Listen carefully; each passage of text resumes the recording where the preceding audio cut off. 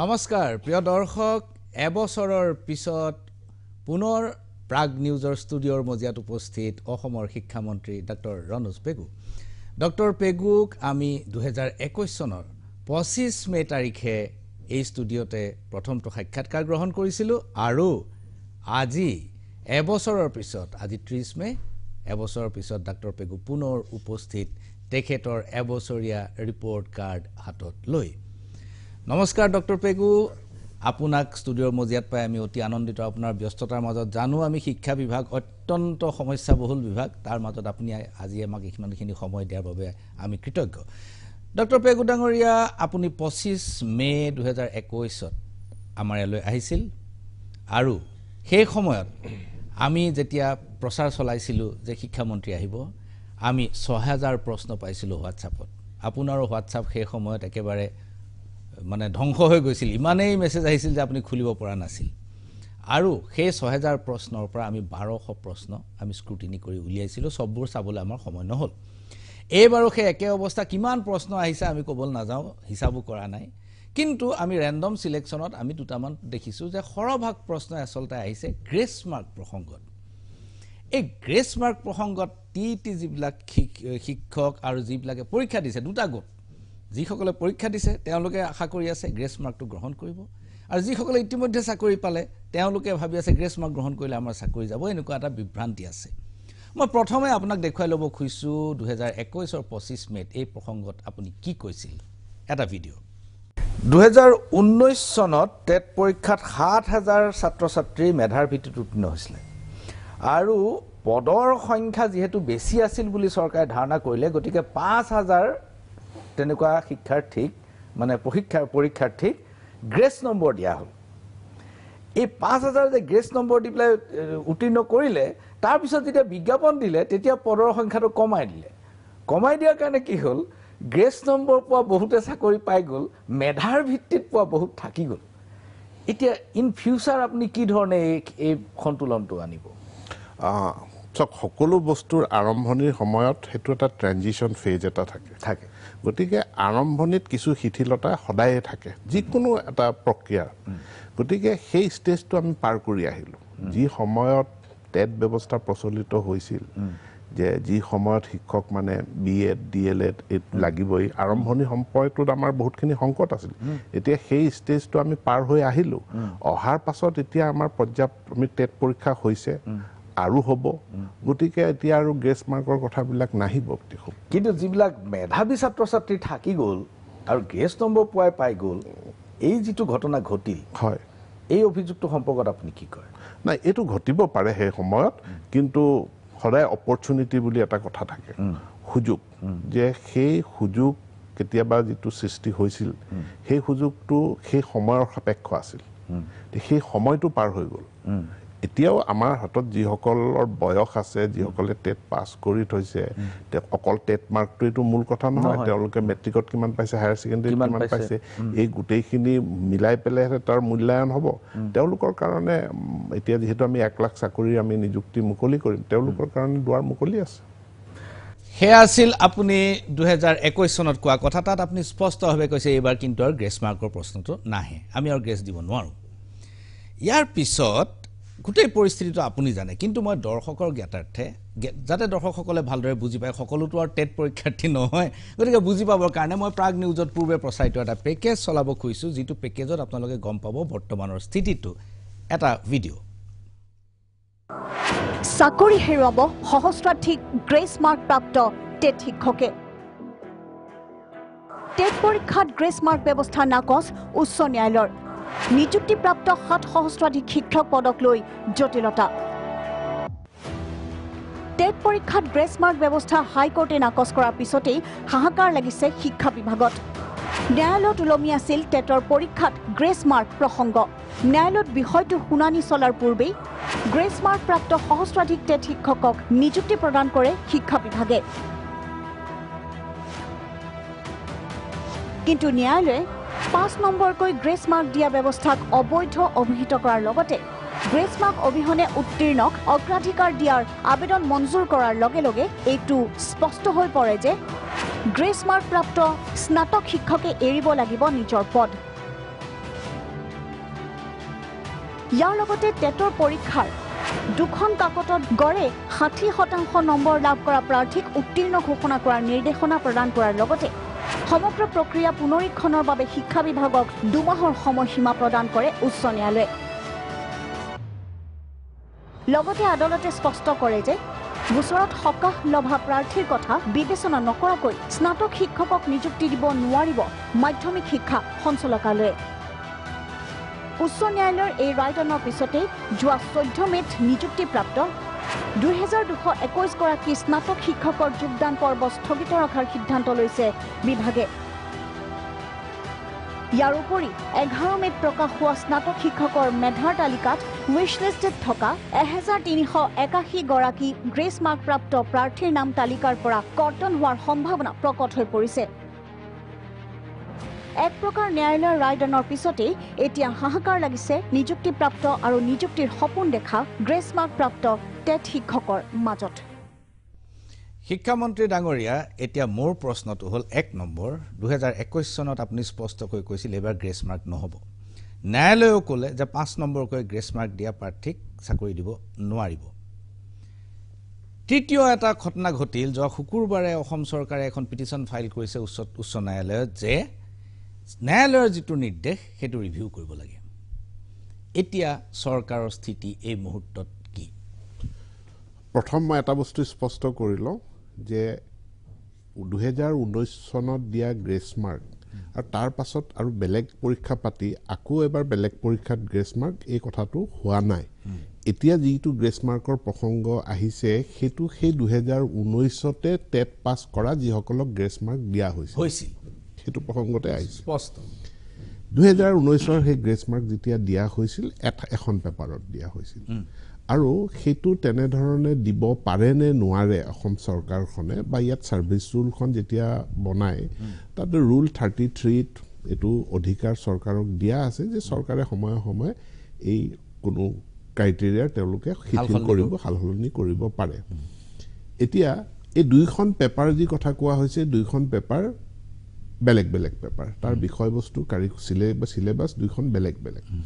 এতেকে দুইখন পেপাৰতে পৃথকে পৃথকে প্ৰাৰ্থীজন পাছ কৰাটো বাধ্যতামূলক টেট সাৰ্টিফিকেটখনৰ কাৰণে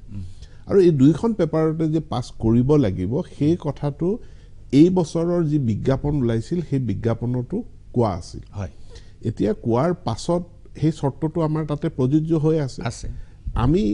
এতেকে যিসকলে গ্ৰেছ মাৰ্ক পোৱা গ্ৰেছ মাৰ্ক নোপোৱা এটো বুলি আমাৰ কোনো দুটা কেটেগৰি নাই আমাৰ এটাই কেটেগৰি সেই কেটেগৰিটো হল তেওঁলোক টেট পাছ কৰিছে গতিকে তাত আমি দুটা কেটেগৰি অফ টেট পাছ কৰা প্ৰাৰ্থীৰ কথা ইয়াত নাহে আৰু যিসকলে এটা মাজত এটা কথা ওলালে যে আমি এবাৰ ফলাফল ঘোষণা কৰি পিছত আকৌ এবাৰ আমি ফলাফল দিলো অৰ্থাৎ আমি দুবাৰ ফলাফল দিলো বুলি কোনবাই অভিযোগ কৰে আমি দুবাৰ ফলাফল নাই দিয়া এবাৰে ফলাফল ঘোষণা হৈছে আৰু ফলাফল ঘোষণা কৰাৰ আগত গ্ৰেছ মাৰ্ক দিয়াৰ সিদ্ধান্ত হৈছে আৰু গ্ৰেছ মাৰ্ক দিছে এতেকে চৰকাৰখনৰ দৃষ্টিত টেট পাছ কৰা সকলো যিসকলক আমি সাৰ্টিফিকেট দিলো কাক গ্ৰেছ মাৰ্ক দিলো কাক নিদিলো সকলোক আমি এখন তুলাচনীতে এটা লেভেলতে আমি ৰাখিলো যেহেতু বিজ্ঞাপনত ঠিক তেনেকে আছিল এতিয়া হাইকোৰ্টৰ পৰা যেটো আহিল অৰ্ডাৰটো যে তেওঁলোকৰ দুইখন পেপাৰ পৃথকে পৃথকে নাচাই পেলে তেওঁলোকৰ গড় নম্বৰৰ ভিত্তিত পুনৰ মূল্যায়ন কৰিব লাগে কিন্তু ইতিমধ্যে এই মূল্যায়নৰ ভিত্তিতে আমাৰ এখন এটা নিযুক্তি প্ৰক্ৰিয়া আমাৰ হৈ গৈছে এই বিষয়টো সেই সময়তে সেটেলড বিষয় তেতিয়া কোনো হাইকোৰ্টত চ্যালেঞ্জ কৰা নাই বা যেতিয়া ফলাফলটোকো সেই সময়ত কোনো চ্যালেঞ্জ কৰা নাই এতিয়া ফলাফলটো উলাই গল তাৰ ভিত্তিত এইবাৰ নিযুক্তি প্ৰক্ৰিয়াত এই কথাটো আহিল অহাৰ পাছত হাইকোৰ্টে আমাক যি নিৰ্দেশনা দিছে সেই নিৰ্দেশনাৰ ভিত্তিতে সেই নিৰ্দেশনাটো চাই মেলি আমি সকলো দিক পৰীক্ষা কৰি চাই আমি এটো পুনৰ বিবেচনাৰ কাৰণে আবেদন কৰিছো ইয়াত যেটো শংকা প্ৰকাশ কৰা হৈছে ইতিমধ্যে যিসকলক আমি নিযুক্তি দিলো তেওঁলোকক আমি মানে নিযুক্তি প্ৰক্ৰিয়া স্থগিত ৰাখিছো যিসকলৰ ক্ষেত্ৰত গ্ৰেছ মাৰ্কটো প্ৰযোজ্য হৈ আছে সেই সকলো প্ৰাৰ্থীক ৰিজাল্ট আমি উইথেল কৰি ৰাখিছোঁ আমি তেওঁলোকক নিযুক্তি দিয়া নাই আৰু যিসকলৰ ক্ষেত্ৰত এইটো প্ৰসংগ অহা নাই তেওঁলোক ইতিমধ্যে নিজৰ নিজৰ চাকৰিত তেওঁলোকে যোগদান কৰিছে বা সেই প্ৰাৰ্থীসকলৰ ক্ষেত্ৰত হাইকোৰ্টৰ ফালৰ পৰাও আমাক কোনো নীতি নিৰ্দেশনা দিয়া হোৱা নাই বা সেইখিনি বন্ধও কৰা নাই আমাক বাৰণো কৰা নাই যে তেওঁলোকক দিব নালাগে যিটো বাৰণ কৰিছে সেইটো গ্ৰেছ মাৰ্ক প্ৰাপ্ত যিটো 1300 গৰাকী প্ৰাৰ্থীৰ কথা আপুনি উল্লেখ কৰিছে তেওঁলোকৰ ক্ষেত্ৰত গতিকে আমি হাইকোৰ্টত এখন আবেদন কৰিছোঁ সেই আবেদনখনৰ ভিত্তিত যি আউটকাম হ'ব তাৰ ওপৰত নিৰ্ভৰ কৰি পেলাই আমাৰ পৰৱৰ্তী আপোনাৰ হাইকোৰ্টৰ আবেদনত আপোনাৰ প্ৰেয়াৰটো কি আপুনি কি বিচাৰিছে প্ৰেয়াৰটো যে 1 নম্বৰ এনেধৰণে গ্ৰেছ মাৰ্ক দিয়াৰ বৈধভাৱে চৰকাৰখনৰ অধিকাৰ আছে 2 নম্বৰ যে দুইখন পেপাৰতে পৃথকে পাছ কৰিব লাগিব কিয় পাছ কৰিব লাগিব কাৰণ দুইখনৰ সিলেবাস বেলেগ বেলেগ দুইটা সম্পূৰ্ণ বেলেগ বেলেগ বিষয় গতিকে হেতুত আমি কৈছো যে এইটো আমি বেলেগে ইয়াৰ গড় উলিয়াব নোৱাৰো দুইখন পেপাৰতে পৃথকে পাছ কৰিব লাগিব আৰু এইটো এই মতে বিবেচনা কৰা হৈছে গতিকে আমি আবেদন কৰিছো যে আমি যেটো গ্ৰেছ মাৰ্ক দিছো হেতুক মান্যতা দি এই সকল প্ৰাৰ্থীক নিযুক্তি দিবলৈ আমাক অনুমতি দিব লাগে প্ৰিয় দৰ্শক শিক্ষামন্ত্ৰী ডক্টৰ পেগু ডাঙৰীয়াৰ কথাৰ পৰা এই কথাটো স্পষ্ট যে ন্যায়ালয়ে যদি ৰাজ্য চৰকাৰৰ আবেদন গ্ৰহণ কৰে তেনেহলে 1380 জন প্ৰাৰ্থীয়ে ন্যায় বিচাৰ পাব তেওঁলোকে চাকৰি পোৱাৰ সম্ভাৱনা উজ্জ্বল হৈ পৰিব কিন্তু ডক্টৰ পেগু ডাঙৰীয়া তাত এটা মোৰ সন্দেহ আছে কাৰণ ন্যায়ালয়ে চৰকাৰৰ নিচিনাকে বিবেচনা কৰিব নোৱাৰে ন্যায়ালয়ে নিশ্চয় ইকুইটিৰ প্ৰশ্নটোলৈ যাব গতিকে দুইটা এই প্ৰশ্নটোত ইকুইটিত কেনেকৈ ন্যায়ালয়ে বিচাৰ কৰে হেতু সময়ে ক'ব আমি আশা ৰাখিছো সকলোৱে চাকৰি পাওক কাকো বঞ্চিত কৰিব নালাগে ডক্টৰ পেগু ডাঙৰীয়া মই আহো সদ্য সমাপ্ত গুণোৎসৱৰ বিষয়টোলৈ গুণোৎসৱ এটা ইয়াৰ নামটো উৎসৱ দিয়া হৈছিল গুণৰ উৎসৱ আৰু ই সঁচাকৈ শিক্ষা মহলত এটা উৎসৱৰ নিচিনাই হৈছিল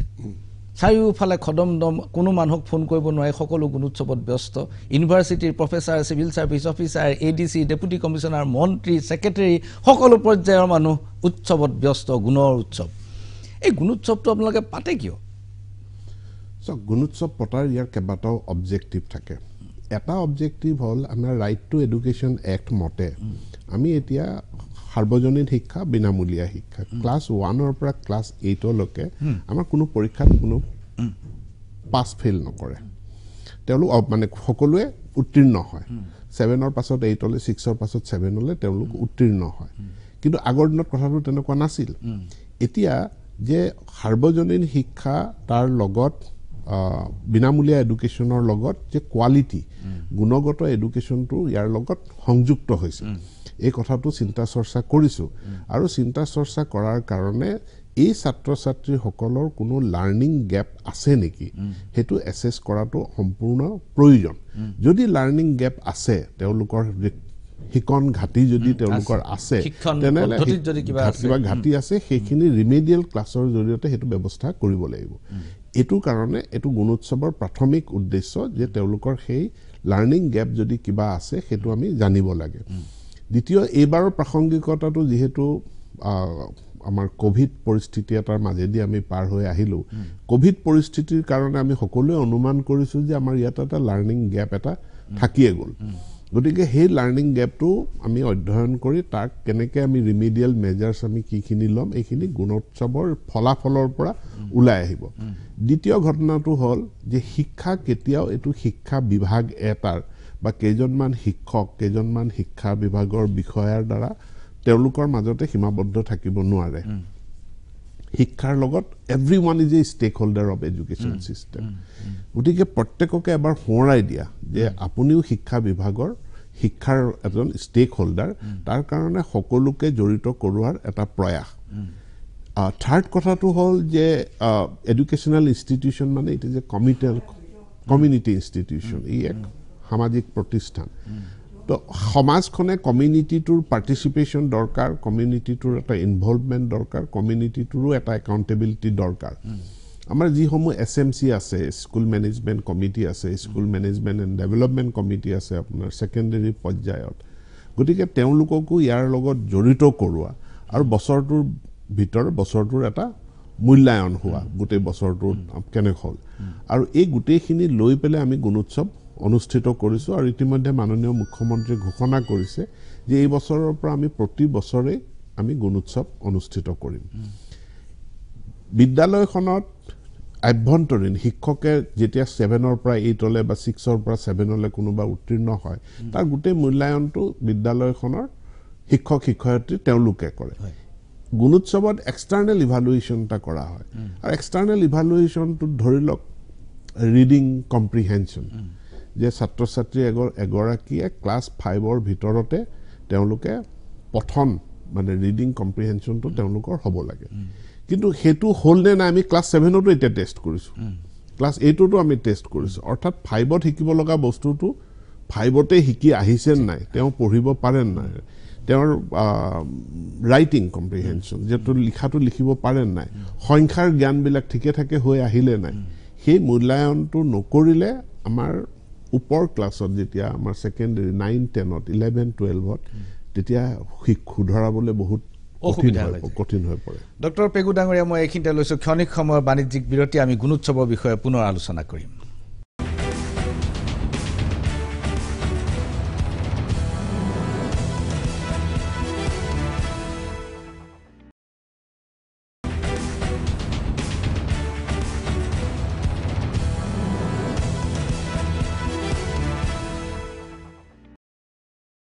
বিৰতিৰ পাছত পুনৰ ঘূৰি আহিছো মেজমেলৰ মজিয়ালৈ আৰু মেজমেলৰ মজিয়াত উপস্থিত অসমৰ শিক্ষামন্ত্ৰী ডক্টৰ ৰনোজ পেগু ডাঙৰীয়া আমি বিৰতিলৈ যোৱাৰ পূৰ্বে আলোচনা কৰিছিলোঁ গুণোৎসৱৰ কথা আৰু আপুনি কৈছিল যে গুণোৎসৱত কিছুমান ইভালুৱেশ্যন হয়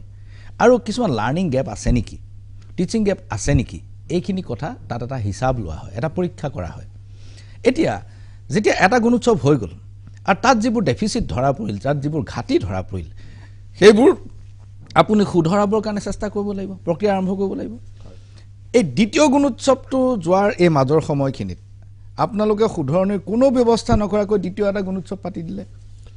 মাজৰ সময়খিনি কোভিড সময় 18 চনৰ পাছত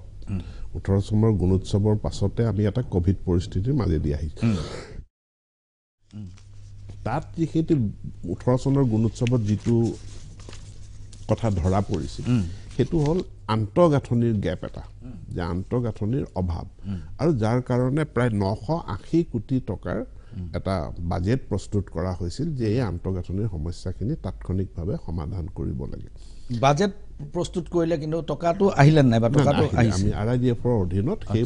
তাৰে প্ৰায় ইতিমধ্যে আমি 500 কোটি টকা খৰচ কৰিছো মই কলো যে এটো কোভিড পৰিস্থিতিটো নথকা হলে আমি সম্পূৰ্ণ পইচাই খৰচ কৰিব পাৰিলোহেতেন কিন্তু 500 কোটি টকা ইতিমধ্যে খৰচ হৈছে আৰু বাকিখিনিও পাইপলাইনত আছে এই আন্তঃগাঁথনিখিনি পূৰণ হ'ব ইয়াৰ লগত মাজত কিছু সমস্যা এনে ধৰণৰো আহিছে যে এইবাৰো আপোনাৰ আন্তঃগাঁথনিৰ সমস্যা কিছু আহিব এই আন্তঃগাঁথনিৰ সমস্যা কিয় আহিব মূলত 2013 চনত আমি যিখিনি বিদ্যালয় প্ৰাদেশিকৰণ কৰিলো সেই বিদ্যালয়খিনিৰ আন্তঃগাঁথনি যথেষ্ট দুৰ্বল আছিল 2021ত আমি যিখন 17 আইন মতে যিখিনি 21ত আমি প্ৰাদেশিকৰণ কৰিছো এটা কথা মনত ৰাখিব যে 2021ত আমি কোনো বিদ্যালয় প্ৰাদেশিকৰণ কৰা নাই শিক্ষকসকলক কৰিছো কিন্তু তৎসত্ত্বেও ৰাইজে বহু জায়গাত তেওঁলোকে আমাক হেঁচা দিছে যে এই বিদ্যালয়খন নাইকিয়া কৰি দিব নালাগে এইখনকে সেলফ বেস স্কুল কৰিব লাগে তো কোনখিনি বিদ্যালয়ে সেলফ বেস স্কুল হ'ব নহব এই গোটেই বিষয়টো সম্পূৰ্ণৰূপে মীমাংসা এতিয়াও হোৱা নাই আৰু কিন্তু মীমাংসা নিশ্চিতভাৱে আমি কৰিম আৰু তাৰ মাজত আমাৰ পাৰ্লিয়ামেন্টত ষ্টেটমেন্ট আহিছে ইউডাইছৰ তথ্যমতে অসমতে সৰ্বাধিক সংখ্যক কাচ্চা হাউছৰ বিদ্যালয় আছে তো এই কাচ্চা হাউছৰ ইউডাইছত যিটো তথ্য আছে আহিছে এই তথ্যত বহুখিনি ভেঞ্চাৰ স্কুলৰ তথ্যও তাতো সোমাইছে কাৰণ ইউডাইছততো সকলো শ্ৰেণীৰ বিদ্যালয়ৰ তথ্য থাকে তো এতিয়া আমি এটা মিছন মোডত কাম কৰিম যাতে আমাৰ কাচ্চা হাউছ কেঁচা মানে যিখিনি বাঁহ খেৰৰ ঘৰ আছে বিদ্যালয় এইখিনি ঘৰ আমি নাইকিয়া কৰা কিন্তু নাইকিয়া কৰিবলৈ যাওঁতে আমাৰ তাতে এনৰোলমেন্ট কিমান আছে আমি হেতু চাব লাগিব বহু বিদ্যালয়ত 4জন ছাত্ৰ আছে বহু বিদ্যালয়ত 6জন আছে ৰাস্তাটোৰ ইপাৰে হিপাৰে দুখন বিদ্যালয় আছে গতিকে সমান্তৰালভাৱে আমাৰ শিক্ষা ক্ষেত্ৰ আঁচনিখনৰ অধীনত এই এমালগামেশন মাৰ্জাৰৰ প্ৰক্ৰিয়াটো চলি আছে কিন্তু গুণোৎসৱ হোৱাৰ কাৰণে আমি কৰবাত ইয়াক অপাৰেশনালাইজ নাই কৰা গুণোৎসৱৰ ইমিডিয়েটলি আফটাৰ গুণোৎসৱ এইখিনি আমি কাৰ্যকৰী কৰিম তো এটা আন্তঃগাঁথনিৰ দিশ আনটো হল আমাৰ যিখিনি লাৰ্নিং গেপ আছে লাৰ্নিং গেপখিনি দূৰ কৰা আৰু কন্টিনিউয়াছলি প্ৰত্যেকবাৰ গুণোৎসৱ অনুষ্ঠিত কৰাৰ জৰিয়তে social vigilance and monitoring community participation tok aru beshi শক্তিশালী কৰা গাঁৱত থকা বিদ্যালয়খনক যদি গাঁৱৰ ৰাইজে যদি চকুদি নাথাকে গাঁৱৰ ৰাইজৰ যদি তাত social vigilance to monitoring to নাথাকে ইয়াত কেৱল বিষয়া কৰ্মচাৰীয়ে মিড ডে মিলৰ হিচাপ ইউনিফৰ্মৰ হিচাপ ফ্ৰী টেক্সট বুকৰ হিচাপ গোটেইখিনি আমাৰ ওপৰত এৰি দিলে নহব গতিকে এই কমিউনিটি পাৰ্টিচিপেশ্যনটোৰ ওপৰত গুৰুত্ব দিছৰ মই আপোনাক জনাবলৈ পাই সুখী হৈছো এইবাৰ কমিউনিটি পাৰ্টিচিপেশ্যন যথেষ্ট ভাল আশাব্যঞ্জক ডক্টৰ পেগু ডাঙৰীয়া কমিউনিটি পাৰ্টিচিপেশ্যন ভাল মই স্বীকাৰ কৰোঁ কাৰণ মই যিমানবোৰ ৰিপৰ্ট আমি পাইছোঁ তাৰ 40% দেখিছোঁ গাঁৱৰ ৰাইজে খুব ফুলৰ টাব চাব লৈ স্কুলবিলাক ধুনীয়া কৰা পৰিষ্কাৰ কৰাত নামি পৰিছে যাতে স্কুলখন ৰয় ক'ৰবাত মাৰ্জ হৈ নাযায় এনেকুৱা ধৰণৰ ঘটনা ঘটিছে কিন্তু আপোনাৰ চক যিটো আপুনি আন্তঃগাঁথনিৰ কথাটো ক'লে স্কুলৰ আন্তঃগাঁথনি এতিয়া বিদ্যালয়ৰ আন্তঃগাঁথনি আপুনি প্ৰথমটো গুণোৎসৱতে আপোনাৰ চকুত ধৰা পৰিলে সকলো ফালৰ পৰা আপোনাৰ প্ৰতিবেদন আহিল যে আন্তঃগাঁথনি দুৰ্বল এই গুণোৎসৱ চলি থকাৰ সময়ত আপোনাৰ সমষ্টি ধেমাজিত মই এখন স্কুল আপোনাক দেখুৱাব খুজিছোঁ এটা ভিডিঅ' আমি চাই লওঁ ৰাজ্য শিক্ষামন্ত্ৰী ডক্টৰ ৰণোজ পেগুৰ ধেমাজি সমষ্টিৰ এইখন হালমাৰীবালি প্ৰাথমিক বিদ্যালয় শিক্ষাৰ মান উন্নত কৰিবলৈ গুণোৎসৱৰ আয়োজন হ'লেও বিদ্যালয়ৰ আন্তঃগাঁথনি উন্নয়নত গুৰুত্ব দিয়া নাই চৰকাৰে জৰাজীৰ্ণ বিদ্যালয় গৃহ স্থায়ী শিক্ষক নাই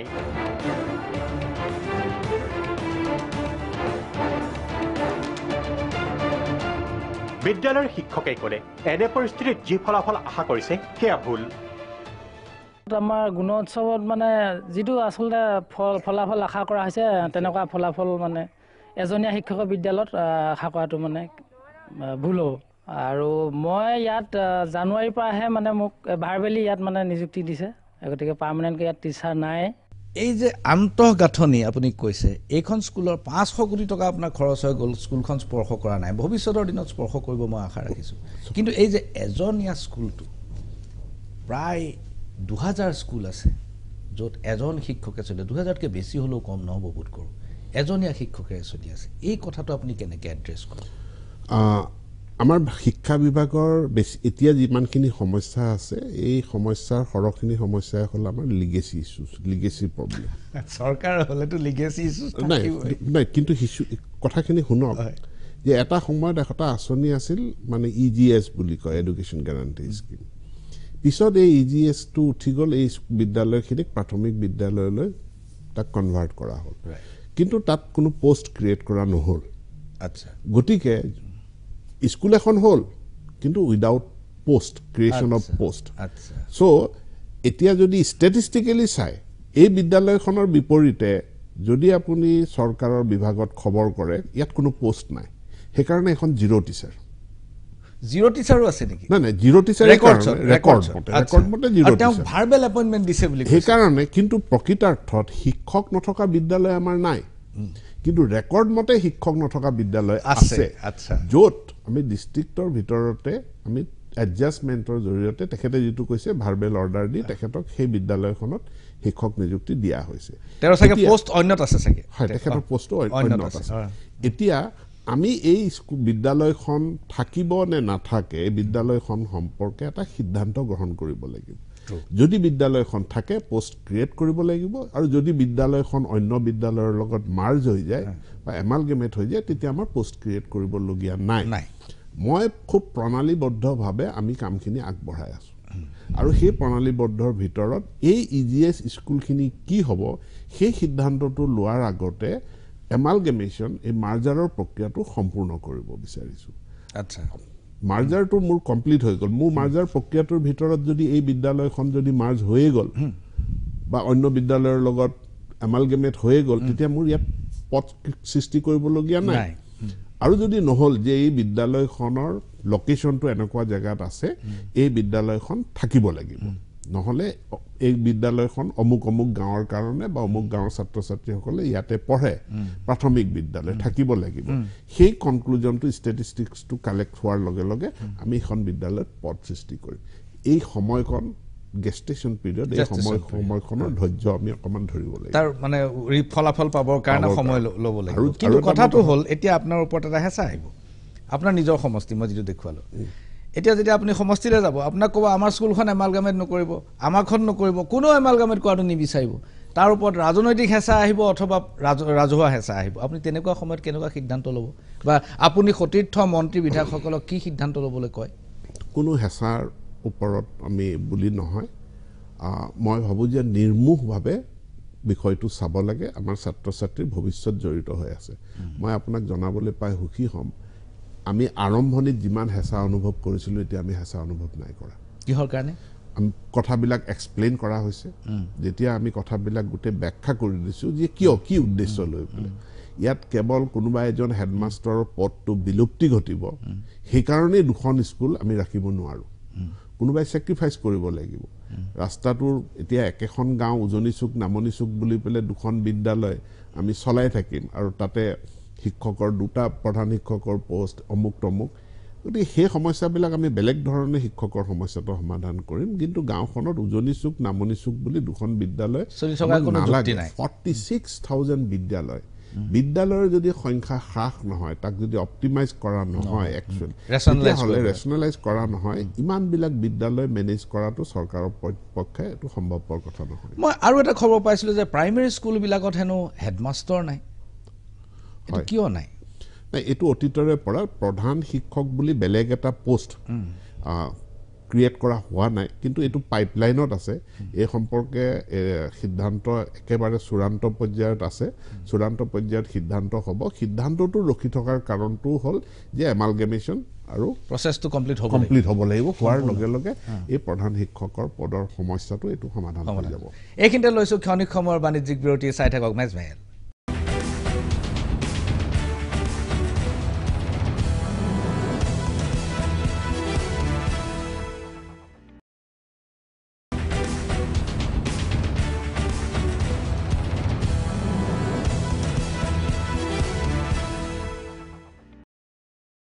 বিৰতিৰ পাছত পুনৰ ঘূৰি আহিছোঁ মেজমেলৰ মজিয়ালৈ আৰু মেজমেলত আজি উপস্থিত অসমৰ শিক্ষামন্ত্ৰী ডক্টৰ ৰণোজ পেগু ডাঙৰীয়া আমি পাতিছিলোঁ গ্ৰেছ মাৰ্কৰ কথা আমি পাতিছিলোঁ এজনীয়া শিক্ষকৰ কথা এমালগামেশ্যনৰ কথা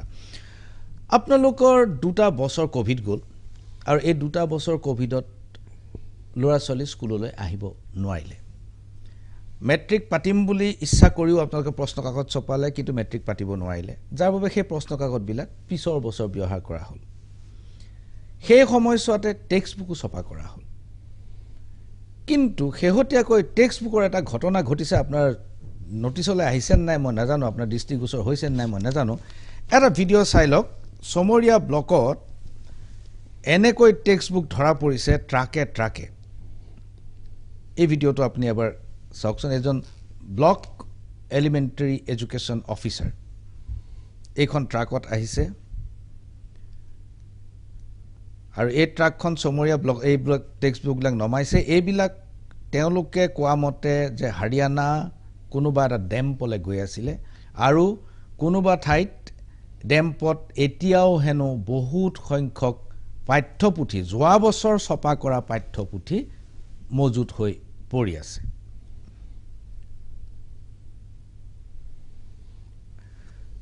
মই এই প্ৰসংগত আপোনাক সুধিব খুজিছোঁ যে এই ঘটনাটো কি হৈছে আচলতে এই পাঠ্যপুথিবোৰ কলৈ গৈছে আৰু এই পাঠ্যপুথিবোৰ কিয় ব্যৱহাৰ কৰা নহ'ল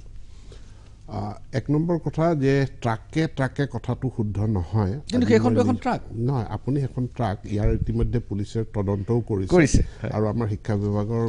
বিষয়াও তাতে গৈছে গোটেই ট্ৰাকৰ পৰা গোটেইখিনি আনলোড কৰাৰ পাছত তাত কোন কি কিতাপ আছিল সেইখিনিলৈকে গোটেই ৰিপৰ্ট প্ৰস্তুত কৰা হৈছে around 750 বুকস পোৱা গৈছে যিখিনি আমাৰ টেক্সট বুক কৰ্পোৰেচনৰ পৰা প্ৰকাশিত দুইখন ট্ৰাকত মানে পেপাৰ স্ক্ৰেপ বুলি যিটো কয় বিভিন্ন ধৰণৰ পেপাৰ স্ক্ৰেপ আছিল আৰু সেই পেপাৰ স্ক্ৰেপৰ মাজত একাংশ আমাৰ টেক্সট বুক কৰ্পোৰেচনৰ কিতাপ আছিল আৰু সেই কিতাপৰ ভিতৰত চলিত বছৰৰ কিতাপো তাত কিছু সংখ্যক পোৱা গৈছে আজি মই নিজে টেক্সট বুক কৰ্পোৰেচনত গৈ পেলাই গোটেই বিষয়টোৰ মানে ৰিপৰ্টটো মই লৈ আহিছোঁ গতিকে এখনেই হওক 775 কম সংখ্যক গতিকে গুৰুত্ব দিবলগীয়া নহয় সেইটো কথা মই কোৱা নাই এখন কিতাপ ওলালেও কাৰেণ্ট ইয়েৰৰ যদি হয় কিয় ওলালে ক'ৰ পৰা ওলালে নিশ্চিতভাৱে সেইটো তদন্ত কৰিব আমি লাগিব এতিয়া সেইকাৰণে আজি প্ৰত্যেক সকলোবিলাক জিলালৈ নিৰ্দেশটো যাব প্ৰত্যেক জিলাত ক'ত কেনেকে উপৰঞ্চি কিতাপ যিখিনি বিদ্যালয়ক দিয়া হোৱা নাই এতিয়াও বা বিদ্যালয়ৰ সংখ্যাটো পূৰণ হৈ গ'ল উপৰঞ্চিভাৱে ব্লকত যিখিনি কিতাপ আছে সেই কিতাপৰ তথ্য পাতিখিনি আমি সংগ্ৰহ কৰিছোঁ টেক্সটবুক কৰ্পৰেশ্যনৰ কিতাপৰ লগে লগে আমাৰ সৰ্বশিক্ষাৰো কিতাপ যিখিনি আছে তাৰ তথ্যখিনি সংগ্ৰহ কৰিছোঁ আৰু যদি এনেকৈ কিতাপ আমাৰ ব্লক অফিচসমূহত ষ্টক আছে সেই কিতাপখিনি কি কৰা হ'ব সেই সম্পৰ্কে চৰকাৰে সিদ্ধান্ত এটা গ্ৰহণ কৰিব মই এইবাৰ আহিছোঁ শিক্ষাৰ মাধ্যমৰ প্ৰসংগত মাধ্যম আপুনি যেতিয়া হয়তো হাইস্কুল লেভেল পোৱাই নাছিলে তেনেকুৱা অৱস্থাতেই মাধ্যম আন্দোলন আমি দেখিছিলোঁ 1971-72 চনত আৰু শিক্ষাৰ মাধ্যমক অসমীয়া কৰিব লাগে এই কথাটো অসমীয়াৰ এটা হৃদয়ৰ দাবী এইটো লোকপ্ৰিয় গোপীনাথ বৰদলৈ দিনৰ পৰাই এই গোটেই দাবীটো অসমীয়াৰ আছে আৰু অসমীয়াৰ এইটো অন্তৰৰ কথা এতিয়া শেহতীয়াকৈ চৰকাৰে সিদ্ধান্ত লৈছে যে চৰকাৰী উদ্যোগত ইংৰাজী মাধ্যমৰ বিদ্যালয় স্থাপন কৰা হ'ব অলপতে মুখ্যমন্ত্ৰী ডক্টৰ শৰ্মা ডাঙৰীয়াই ঘোষণা কৈছে যে গৰ্ডন স্কুলত ইতিমধ্যে এটা সমান্তৰাল ইংৰাজী শাখা আৰম্ভ হৈ গৈছে নলবাৰী গৰ্ডন স্কুলত সৰ্বসাধাৰণ মানুহৰ ধাৰণা হৈছে যে এইদৰে ACSৰ পৰা অসমীয়া ভাষা পৰিত্যাগ কৰা হ'ল স্কুলৰ পৰা অসমীয়া ভাষা পৰিত্যাগ কৰা হ'ব লাহে লাহে আৰু পদ্ধতিগতভাৱে ইয়াত হিন্দী জাপি দিবলৈ চেষ্টা কৰা হ'ব শিক্ষামন্ত্ৰী হিচাপে আপোনাৰ এই সময়ত আপোনাৰ অৱস্থানটো কি এই কথাটো আমাৰ দৰ্শকে নিশ্চয় জানিবলৈ বিচাৰিব এক নম্বৰ কথা অসমীয়া মাধ্যমৰ বিদ্যালয় ইয়াৰ হ্ৰাস কৰা বা অসমীয়া মাধ্যম উঠাই দিয়া এনেকুৱা কোনো কথা চৰকাৰৰ পৰিকল্পনাও নাই চৰকাৰে ঘূণাক্ষৰে এনেকুৱা কথা ভবাও নাই কিন্তু কেতবোৰ ষ্টেটিষ্টিক্স আছে পৰিসংখ্যা আছে গোটেই পৰিসংখ্যাখিনি আমি সকলোৱে এই পৰিসংখ্যাখিনিক লৈ পেলাই চৰ্চা কৰাটো ভাল যেনে বড়ো মাধ্যমত ছাত্ৰ ছাত্ৰীৰ সংখ্যা প্ৰতি বছৰে কমি গৈ আছে মেট্ৰিক দিয়া ছাত্ৰ ছাত্ৰীৰ সংখ্যা কমিছে বড়ো মাধ্যমত বঢ়া নাই মণিপুৰী মাধ্যমত য'ত এটা সময়ত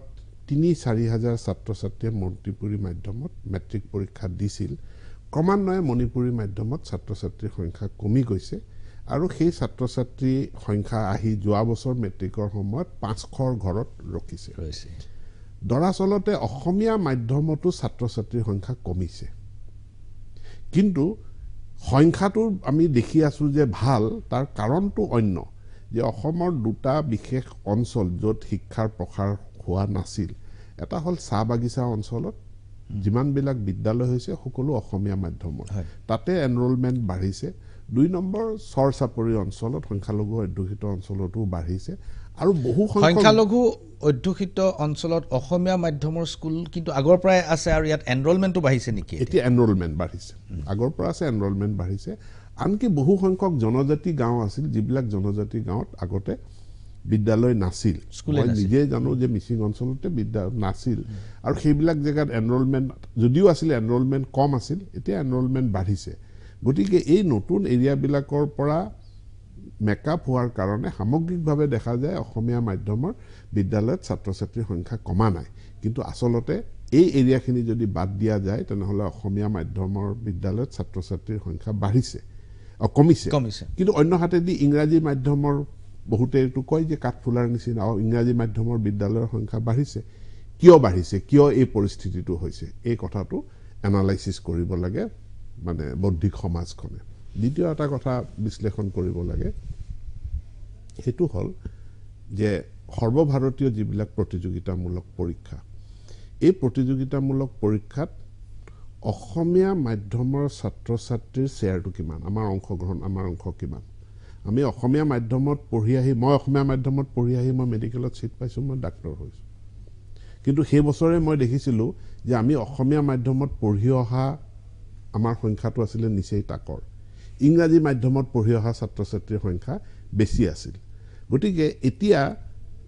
ইয়াৰ কাৰণটো কি আমি অসমীয়া মাধ্যমত পঢ়িও পাৰিছিলোঁ প্ৰতিযোগিতা কৰি পেলাই আমি সেইমতে আসন লৈছিলোঁ বা পিছত আমাৰ মেডিকেল পঢ়োতো আমাৰ সমস্যা হোৱা নাই কিন্তু সৰ্বভাৰতীয় প্ৰতিযোগিতামূলক পৰীক্ষাবিলাকত এই ধৰণে আমাৰ ভাৰ্নেকুলাৰ মিডিয়ামৰ ছাত্ৰ ছাত্ৰীৰ ফলাফলটো এইটো এটা উদ্বেগজনক কাৰণ এইটো বৌদ্ধিক সমাজে এক চিন্তা চৰ্চা কৰিব লাগে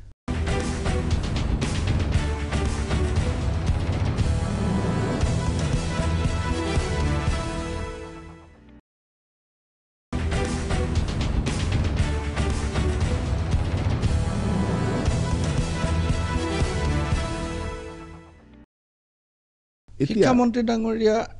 এইখিনিতে মই আপোনাক ইণ্টাৰফেয়াৰ কৰিবলৈ বাধ্য হ'লোঁ যে কিহৰ কাৰণে সৰ্বভাৰতীয় পৰীক্ষাত অসমীয়া মাধ্যমৰ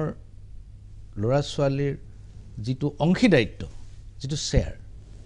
যিমান থাকিব লাগিছিল সিমান নাই তেওঁলোকে ইংৰাজী নজনাৰ কাৰণে ইংৰাজী ক'ব নোৱাৰাৰ কাৰণে নে তেওঁলোকে কোৱালিটি এডুকেশ্যনৰ অভাৱৰ কাৰণে সেই মেটাৰটোৱে ৰিচাৰ্চ কৰিব লগা সেই মেটাৰটোকে আমি এতিয়া অধ্যয়ন কৰিছোঁ আৰু অধ্যয়ন কৰি আমাৰ অধ্যয়ন সম্পূৰ্ণ হোৱা নাই অধ্যয়নৰ ফলস্বৰূপে অধ্যয়নত কিছুমান কথা আহিছে সেই কথাকেইটাহে মই ক'ব বিচাৰিছোঁ মই তাৰ আগতে আপোনাক মই দুটা ভিডিঅ' দেখুৱাব খুজিছোঁ আমাৰ সৰ্বসাধাৰণ মানুহৰ ধাৰণা আছে যে অসমীয়া মাধ্যমত পঢ়া ল'ৰা ছোৱালীয়ে ভালকৈ ইংৰাজী ক'ব নোৱাৰে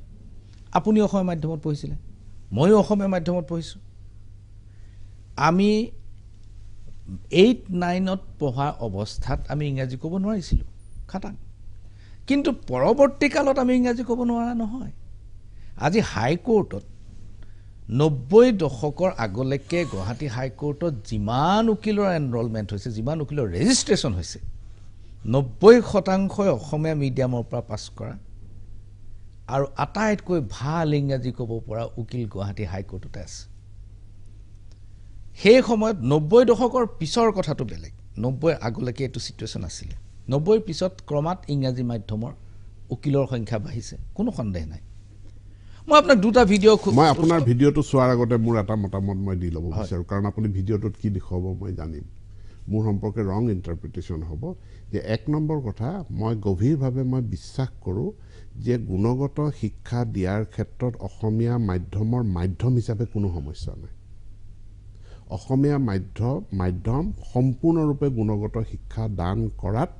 আমাৰ অসমীয়া মাধ্যমৰ সম্পূৰ্ণ যোগ্যতা আছে তাত আমি মই কম্পেয়াৰ কৰা নাই বেমাৰটো অন্য জেগাত আছে মই এই কথাটোৱে ক'ব খুজিছোঁ যে সেইকাৰণে মাধ্যম সম্পৰ্কে এতিয়া সেই জেগাটোৰ কাৰণে এই অন্য জেগাত যিটো বেমাৰ হৈছে সেই বেমাৰটোৰ কাৰণে মোৰ ভাষাটো ভিক্টিমাইজ হৈছে মাধ্যমটোৰ ওপৰত মানুহে কুৱেশ্যন কৰা আৰম্ভ কৰিছে ইয়াত মাধ্যমটোক মানুহে কুৱেশ্যন কৰা নাই মাধ্যমটো বিচাৰিছে কিন্তু মানুহৰ মনত শংকা আছে যে অসমীয়া মাধ্যমত পঢ়িলে ইংৰাজী ভালকৈ ক'ব নোৱাৰে ডেটছ দ্য পইণ্ট মই আপোনাক দেখুৱাওঁ আপুনি যিটো ভিডিঅ' এক্সপেক্ট কৰিছে এণ্টিচিপেট কৰিছে সেইটো নহয় এইটো এটা সম্পূৰ্ণ বেলেগ ভিডিঅ' চাই লওক জাতীয় বিদ্যালয়ৰ ছাত্ৰ গুৱাহাটী জাতীয় বিদ্যালয়ৰ ছাত্ৰ The word God in itself is a statement. It can be a question and a lot of other things along with them. God is a mystery. And today I'm not here to praise God for all the good deeds that people believe He has done, and nor am I here to criticize the Almighty's existence. Today I'm here to talk about how such a complex idea came to the human mind. Now, the first question that comes to our mind is, what is God? Or rather, who is God? Now, God is believed to be the creator of all things, an omnipotent, all-powerful being who looks after all of us. And to talk about how this idea came to be, we will have to go to the olden days, back to the Neolithic period, when the early humans walked this earth. They had... আৰু এটা video' আপুনি চাওক একেই জাতীয় বিদ্যালয়ৰ class to my mind keeps coming to my mind and John Lennon's Imagine there is no country. It is not hard to do. Nothing to kill or die for, and no religion too. Well, I'm saying this because in 2005 in Iraq, Chris Saunders, he is a war photojournalist, he took a photograph of an Iraqi guard. And the photograph was, it shook the planet, the world. The Iraqi girl at checkpoint and photograph, and her name was Samar Hassan, and Her parents were killed at the checkpoint and her face was covered with blood. And then in 2014 in Gaza, Palestine, on a beach. শিক্ষামন্ত্ৰী ডাঙৰীয়া এতিয়া মই আহিব খুজিছোঁ সেই আপুনি কোৱা কথা ইয়াৰ লগত আৰু এটা ভিডিঅ' যোগদান কৰি দিব পাৰিলোহেঁতেন সেইটো হ'ল সোণাৰীৰ এখন অসমীয়া মাধ্যমৰ প্ৰাদেশিকৃত বিদ্যালয় য'ত ছাত্ৰ ছাত্ৰীয়ে এনেধৰণে ইংৰাজী ক'ব পাৰে এতিয়া তাত কথাটো হ'ল যে মাধ্যম দোষী নহয় দোষী কোৱালিটি এডুকেশ্যন দোষী ক'ত আমাৰ মানে গাঁথনিগতভাৱে বা আমাৰ মই যে কৈছোঁ যে লিগেচি প্ৰব্লেম সেই লিগেচি প্ৰব্লেমবিলাক আমি এটা এটাকৈ উদ্ঘাটন কৰিছোঁ যে আমি এইটো উদ্ঘাটন কৰিছোঁ যে আমাৰ ছাত্ৰ ছাত্ৰী ইংৰাজীত দুৰ্বল আমাৰ ছাত্ৰ ছাত্ৰী বিজ্ঞানত দুৰ্বল আমাৰ ছাত্ৰ ছাত্ৰী গণিতত দুৰ্বল এতিয়া কিয় দুৰ্বল এতিয়া আমাৰ যিসকল শিক্ষক আছে সেই শিক্ষকসকলৰ ভিতৰত তেওঁলোকক কোৱা হৈছে এছিষ্টেণ্ট টিচাৰ কিন্তু কোনোবা দিনা আমাৰ এই প্ৰক্ৰিয়াটোত ইংৰাজী ভাষা শিকোৱাৰ কাৰণে এজন এছিষ্টেণ্ট টিচাৰ উইথ ইংলিছ যি ইংৰাজী ভাষা পঢ়াব ইংলিছ লেংগুৱেজ টিচাৰ আজিলৈকে আমি স্কুলত এপইণ্ট কৰাই নাই কোনে ইংৰাজী শিকাব আমি নিৰ্ধাৰণ কৰা নাই আমি কৈছোঁ এজন ছায়েন্স টিচাৰ এই ছায়েন্স টিচাৰজন তেওঁ মানে ৰয়েল ছায়েন্স ছাবজেক্ট লৈ পেলাই তেওঁ বায়'লজি টায়লজি লৈ পাছ কৰি আহিছে এতিয়া আমি কৈছোঁ তেওঁ অংক শিকাব তেওঁ কেনেকৈ অংক শিকাব মেথছ টিচাৰ স্পেচিফিক যে অংক শিকোৱাৰ অংক শিক্ষক এজন লাগে বিদ্যালয় এখনত সেইটো আমি আমাৰ ছিষ্টেমত নাই তো এইখিনি আমি এতিয়া উদ্ঘাটন কৰি আমাৰ এখন হাই পাৱাৰ কমিটি গঠন কৰি দিয়া হৈছিলে কমিটিখনে প্ৰতিবেদন দিছে তেওঁলোকৰ প্ৰতিবেদনৰ ওপৰত অহাকালি 6 তাৰিখে অহাকালি সন্ধিয়া 6 বজাত মোৰ মিটিং আছে মিটিঙৰ পাছত আমি ইয়াত বহুত ডাঙৰ গাঁথনিগত পৰিৱৰ্তন আমি সাধিবৰ কাৰণে গৈ আছোঁ যেনেধৰণে আমি সিদ্ধান্ত লৈছোঁ যে আমাৰ ছেকেণ্ডেৰী টিচাৰবিলাক পোষ্ট গ্ৰেজুৱেট হ'বই লাগিব কিন্তু পোষ্ট গ্ৰেজুৱেট ইন হোৱাট মোক ইংৰাজী শিকাব লাগে মোক বিশেষভাৱে অংকৰ মাষ্টৰ লাগে বিশেষভাৱে বিজ্ঞানৰ মাষ্টৰ লাগে এই নিৰ্দিষ্ট বিষয় শিকোৱা টিচাৰ আমি ৰিক্ৰুইট নকৰাৰ কাৰণে আমি আমাৰ ল'ৰা ছোৱালীক আমি ইংৰাজী চৰকাৰী স্কুলত পঢ়াব পৰা নাই নোৱাৰাৰ কাৰণে কি হৈছে এই ভুল ধাৰণাটো আহিলে যে অসমীয়া মাধ্যমত ইংৰাজী শিকিব নোৱাৰে বা অসমীয়া মাধ্যমত পঢ়িলে আমাৰ কেৰিয়াৰটো ভালকৈ আমি গঢ় দিব নোৱাৰিম এইটো এটা ভ্ৰান্ত ধাৰণা গতিকে মই শিক্ষামন্ত্ৰী হিচাপে মই আপোনাকো বা অসমৰ ৰাইজকো মই আশ্বাস দিব বিচাৰোঁ যে অসমীয়া মাধ্যমৰ বিদ্যালয়ত আনকি বড়ো মাধ্যমৰ বিদ্যালয়তো আমি এই গৰিমা বিদ্যালয় শিক্ষাৰ গৰিমা আমি ঘূৰাই আনিব লাগিব ইয়াত মাধ্যমটোৰ গাত কোনো দোষ নাই দোষটো আমাৰ আছে আমাৰ গুণগত শিক্ষা দিয়া নিদিয়াৰ ওপৰত সেইখিনি শুধৰণি আমি কৰিবৰ কাৰণে পদক্ষেপ গ্ৰহণ কৰিছোঁ ধন্যবাদ এইখিনিতে লৈছোঁ ক্ষণিক সময়ৰ বাণিজ্যিক বিৰতি তাৰ পূৰ্বে মই দৰ্শকসকলক কওঁ শিক্ষামন্ত্ৰী ডক্টৰ পেগু ডাঙৰীয়াই গুৰুত্বপূৰ্ণ ঘোষণা কৰিছে যে মাধ্যমটোৰ গাত কোনো দোষ নাই অসমীয়া মাধ্যমতে গুণগত শিক্ষা নিশ্চিত কৰাৰ বাবে চৰকাৰে পদক্ষেপ হাতত লৈছে আৰু চৰকাৰে এই কথাটো সিৰিয়াসলি খুব গুৰুত্ব সহকাৰে ভাবিছে যে অসমীয়া মাধ্যমৰ স্কুলবিলাকত বিদ্যালয়বিলাকত কেনেকৈ গুণগত শিক্ষা দিব পৰা যায়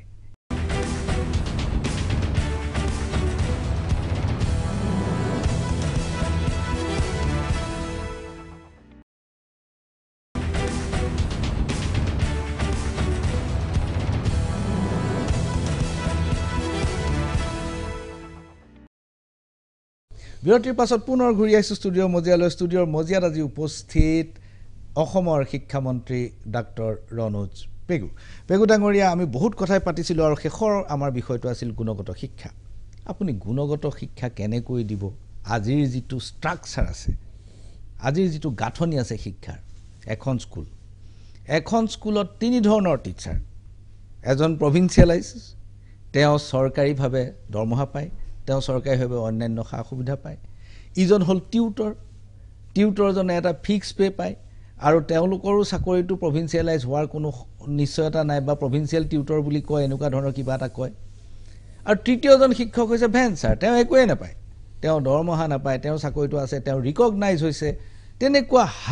হাজাৰ মই যিমান দূৰ জানো 8,000 মান ভেঞ্চাৰ টিচাৰ আছে বোধ কৰোঁ এনেকুৱা ধৰণৰ নাই 3,000 কিবা এটা ফিগাৰ টিউটৰসকলে আজি মোৰ ওচৰত আহি এখন কাগজ দিছে আপোনাক দেখুৱাবৰ কাৰণে যে তেওঁলোকে 12,000 টকা মাহে দৰমহা লৈ পেলাই কাম কৰি আছে বছৰৰ পিছত বছৰ, কাৰোবাৰ 56 বছৰ, কাৰোবাৰ 58 বছৰ হ'ল, তেওঁলোক না ইস্পাৰ না উস্পাৰ, তেওঁলোক মাজতে ৰৈ গ'ল। এতিয়া তেওঁলোকৰ পৰিয়াল চলাবলৈ সেই সামান্য টকা আৰু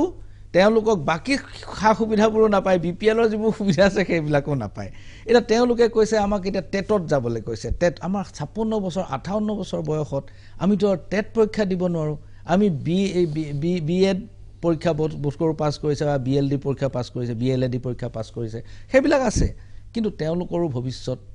একো নাই। এতিয়া এখন স্কুলত আপুনি 3 ধৰণৰ টিচাৰ, তাত আপুনি কি ধৰণে গুণগত শিক্ষা আপুনি নিশ্চিত কৰিব? আমি প্ৰভিন্সিয়েলাইজ যিখিনি বিদ্যালয় হ'ল, সেই প্ৰভিন্সিয়েলাইজ বিদ্যালয়খিনিত আৰু এতিয়া কোনো ভেঞ্চাৰ টিচাৰ বুলি কোনো টিচাৰ নাই। তাত যিসকলে শিক্ষক হোৱাৰ কাৰণে চৰকাৰে নিৰ্ধাৰণ কৰি দিয়া যি কোৱালিফিকেশ্যন আছে, প্ৰফেশ্যনেল কোৱালিফিকেশ্যন, সেই প্ৰফেশ্যনেল কোৱালিফিকেশ্যন যিসকলৰ নাই তেওঁলোক টিউটৰ হৈ আছে। আৰু তেওঁলোকে যদি এইখিনি সময়ত কোনোবাই যদি শেষ পৰ্যায়ত আছে চাকৰি কালৰ আৰু এই মুহূৰ্তত তেওঁলোকে প্ৰফেশ্যনেল কোৱালিফিকেশ্যন তেওঁলোকে যদি আয়ত্ব কৰিব নোৱাৰে, তেওঁলোকে টিউটৰ হিচাপে সামৰিব লাগিব মানে শিক্ষকতাৰ জীৱনটো। আৰু তাত মই অসহায়। আৰু যিসকলে বিভিন্ন মাধ্যমেৰে তেওঁলোকে প্ৰফেশ্যনেল কোৱালিফিকেশ্যন আয়ত্ব কৰিব, তেওঁলোককতো টিচাৰ হিচাপে সেই কোৱালিফিকেশ্যন আয়ত্ব কৰাৰ পাছত আমি টিচাৰ হিচাপে তেওঁলোকক মান্যতাটো দিম। প্ৰভিন্সিয়েলাইজ হ'ল। লাহে লাহে আমি সকলোবিলাক প্ৰভিন্সিয়েলাইজ বিদ্যালয়ক এটা আমি মানদণ্ডলৈ আমি দিবৰ কাৰণে আমি চেষ্টা কৰিছোঁ। মই কৈছোঁ যে শিক্ষা বিভাগৰ যিখিনি সমস্যা আছে বেছিখিনিয়ে লিগেচি প্ৰব্লেম। এতিয়া যিসকল কণ্ট্ৰেকচুৱেল টিচাৰ, তেওঁলোকৰ নিয়েৰ ৰেগুলাৰাইজেশ্যন তেওঁলোকক কৰিলে আৰু চৰকাৰে কমিট কৰিছে যে তেওঁলোকৰ যিমানখিনি এট পাৰ অন্য শিক্ষকসকলে যিখিনি সা সুবিধা পায় সেইখিনি গোটেইখিনি তেওঁলোকে পাব। It is A matter of তেওঁলোকৰ ডিএৰ দাবী আছে বা অন্য মেডিকেল গ্ৰাউণ্ডৰ, এই গোটেইখিনি it is A matter of time তেওঁলোকে পাব। চৰকাৰখনে এধাপকৈ পৰ্যায়ক্ৰমে গোটেই সমস্যাবিলাক সমাধান কৰি গৈ আছে। শিক্ষক নিযুক্তি বাছনিৰ এই বিষয়টোত ইয়াতে আমি কোনো ধৰণৰ আপোচ কৰিব নোৱাৰোঁ। ইয়াত আপোচ কৰিলে আমি বহুত ডাঙৰ মাৰ খাম, আমাৰ শিক্ষা ব্যৱস্থা। গতিকে মই ইয়াত বিন্দু মাত্ৰ মই আপোচ নকৰোঁ। আৰু মোৰ প্ৰাইমেৰী কনচাৰ্ণটো শিক্ষকক ক'ত কেনেকৈ একমডেট কৰিব, কাক চাকৰি দিব, এইটোত মোৰ একেবাৰে ইমান মই ফ'কাছড নহয়। মই ফ'কাছড হৈ আছোঁ যে মোৰ ছাত্ৰ ছাত্ৰীক গুণগত শিক্ষা আমি কেনেকৈ দিম। আপোনাৰ জ্ঞাতাৰ্থে মই জনাওঁ, কেইদিনমান আগত আমাৰ সমগ্ৰ শিক্ষাই IIT গুৱাহাটীৰ লগত এখন MOU কৰিছে। আৰু খুব কম সময়ৰ ভিতৰত আমি অসমৰ বাকী কেইখন ইঞ্জিনিয়াৰিং কলেজৰ লগত আৰু তাৰ পাছত অসমৰ কিছু ভাল কলেজৰ লগত আমাৰ শিক্ষা বিভাগে MOU চহী কৰিব, যাৰ জৰিয়তে আমাৰ শিক্ষকসকলক এই IITৰ ফেকাল্টিয়ে, ইঞ্জিনিয়াৰিং কলেজৰ ফেকাল্টিয়ে টিচাৰ ট্ৰেইনিঙৰ দায়িত্বটো আমি তেওঁলোকক দিম। বিশেষকৈ ছায়েন্স, মেথছ, আছামিজ এইবিলাক বাকীবিলাক যে গুৰুত্বহীন এইটো নহয়, বাকীবিলাকৰ ক্ষেত্ৰতো আমি টিচাৰ ট্ৰেইনিংটোৰ ওপৰত আমি অত্যাধিক গুৰুত্ব প্ৰদান কৰিছোঁ। যিমান খালী পদ আছে, খালী পদখিনি আমি পূৰণ কৰিম। আৰু শেহতীয়াকৈ মই আজি যিটো আপোনাক ক'লোঁ যে মোৰ ইংলিছ শিক্ষক বুলি কোনো শিক্ষকে নাই। ইংলিছ লেংগুৱেজ পঢ়োৱাৰ কাৰণে ইংৰাজী জনা, তাৰমানে যি ডিগ্ৰী ইংলিছত কৰিছে বা পষ্ট গ্ৰেজুৱেট ইংলিছত কৰিছে, তেনেকুৱা স্পেচিফিক মই টিচাৰ ৰিক্ৰুইটেই কৰা নাই। গতিকে মোৰ শিক্ষকৰ এটা ৰিষ্ট্ৰাকচাৰিং এটা প্ৰয়োজন হ'ব। গতিকে সেই ৰিষ্ট্ৰাকচাৰিংটো আমি খুব সোনকালে কৰিম, কৰি কোৱালিটি এডুকেশ্যনটো আমি কেনেধৰণে দিব পাৰোঁ সেইটোৰ কাৰণে ব্যৱস্থা কৰিম। ট্ৰেনজিশ্যন ফেজবিলাকত আজি যিসকল বিভিন্ন ধৰি লওক কাৰোবাৰ টিউটৰ হৈছে, কাৰোবাৰ প্ৰভিন্সিয়েলাইজেশ্যন নহ'ল, মোৰ ওচৰত আহে একেধৰণে দুখ কৰে। মই তেওঁলোককো দুখ নিদিওঁ গোটেই ব্যৱস্থাটোৰ কাৰণে। ইয়াৰ কাৰণে চৰকাৰো দায়ী নহয়, তেওঁলোকো দায়ী নহয়। এইটো এটা যুগৰ অভিশাপ। আমি এটা ট্ৰেনজিশ্যন ফেজত আমি বহুখিনি লিগেচি প্ৰব্লেম ল'ব লগা হ'ল, আৰু সেই লিগেচি প্ৰব্লেমখিনি কেতিয়াতো কাকো সমালোচনা কৰি থাকি লাভ নাই। কোনে ভুল কৰিলে, কি কৰিলে, কোন চৰকাৰৰ দিনত হ'লে, এইবিলাক মই আলোচনা কৰিব নিবিচাৰোঁ। কিন্তু এই প্ৰব্লেমখিনি আমি এটা কালমিনেশ্যনত আনিব লাগিব। ইয়াক ক'ৰবাত নহয় ক'ৰবাত এটা সমাপ্তিলৈ আনিব লাগিব। আৰু এই সমাপ্তিটো আনিবলৈ যাওঁতে কিছু কঠোৰ সিদ্ধান্ত ল'ব লগা হয়, আৰু সেইটো কঠোৰ সিদ্ধান্ত লৈছোঁ। তাৰ দ্বাৰা কোনোবা ক্ষতিগ্ৰস্ত হৈছে, কোনোবা অন্তৰত আঘাত পাইছে কোনোবা খুব বঞ্চিত হৈছে বা কোনোবাৰ জীৱনটো দুৰ্বিষহ হৈ গৈছে সেইসকলৰ ওচৰত মই নিৰূপায় কিন্তু সিদ্ধান্ত কঠোৰ ল'বই লাগিব নহলে মই লিগেসি প্ৰবলেম শেষ কৰিব নোৱাৰো ডক্টৰ পেগু ডাঙৰীয়া নতুন শিক্ষা নীতিত মই আন একো ক'ব নাযাওঁ এটা এটা বিশাল বিষয় 2030 ভিতৰত আপোনালোকে সমাপ্ত কৰিবলৈ বুলি সিদ্ধান্ত গ্ৰহণ কৰিছে এতিয়া নৱম দশম একাদশ দ্বাদশ এই চাৰিটা একেলগ কৰি সিনিয়ৰ সেকেন্ডাৰী কৰিব আৰু মই যিমান দূৰ গম পাইছো যে 2023 মেট্ৰিকটোৱে হ'ব শেষ মেট্ৰিক ইয়াৰ পিছত আৰু মেট্ৰিক নহয় এতিয়া এই হাইস্কুল বিলাকত একাদশ আৰু দ্বাদশ এই শ্ৰেণীটো খুলিবৰ কাৰণে এই যেটো ইনফ্ৰাষ্ট্ৰাকচাৰ লাগিব এই 23 ভিতৰত আপুনি সম্পূৰ্ণ কৰিব পাৰিব না সকলোতে প্ৰথম কথা মই এটা ভুল ধাৰণা আছে যে মেট্ৰিকৰ যেটো গুৰুত্ব ক্লাছ 10 ৰ এক্সামিনেশনটো সেই গুৰুত্বটো নাইকিয়া হৈ যাব মেট্ৰিক বুলি কোনো পৰীক্ষা নহয় ক্লাছ 10 ৰ পৰীক্ষা এতিয়া যেনে ধৰণে হৈ আছে তেনে ধৰণেই হ'ব বৰঞ্চ উপৰঞ্চিভাৱে ক্লাছ 9 ৰ পৰীক্ষাটোৰো গুৰুত্ব এটা বাঢ়িব মানে হেতু বোৰ্ডে ল'ব নেকি 9 ৰ পৰীক্ষাটো বোৰ্ডৰ জৰিয়তে হ'ব 11 টো হ'ব এবাৰ বোৰ্ডৰ মানে কাউন্সিলৰ নিৰীক্ষণত হৈ আছে সম্পূৰ্ণ কিন্তু সম্পূৰ্ণৰূপে কাউন্সিলৰ দ্বাৰা পৰিচালিত পৰীক্ষা এটা ক্লাছ 11 ৰ পৰীক্ষাটো হ'ব আৰু ক্লাছ 12 শিক্ষান্ত পৰীক্ষা মানে হাইস্কুল শিক্ষান্ত অৰ্থাৎ বিদ্যালয় শিক্ষান্ত পৰীক্ষাটো আগতে 10 ত হৈছিল এতিয়া বিদ্যালয় শিক্ষান্ত পৰীক্ষাটো হ'ব 12 ত আচ্ছা গতিকে 10 ৰ পৰীক্ষাটো এতিয়া যেনে ধৰণে হৈ আছে তেনে ধৰণেই থাকিব আৰু মই জনাই দিও যেটো আগতে ষ্টেণ্ড কৰে মানুহবিলাকে কয় তে ষ্টেণ্ডটো উঠি যাব না মুখ্যমন্ত্ৰীৰ লগত আলোচনা কৰি মই সিদ্ধান্তটো লৈছো যে ষ্টেণ্ডটো থাকিব মানে 12 ত থাকিব 12 টো থাকিব 10 টো থাকিব কেনেকৈ থাকিব 10 ৰ পৰীক্ষাটো সেই হেৰি নাপায় মান্যতা নাপায় নাই মান্যতা শিক্ষান্ত পৰীক্ষা নহয় 10 ৰ পৰীক্ষাটো বিদ্যালয় শিক্ষান্ত নহয়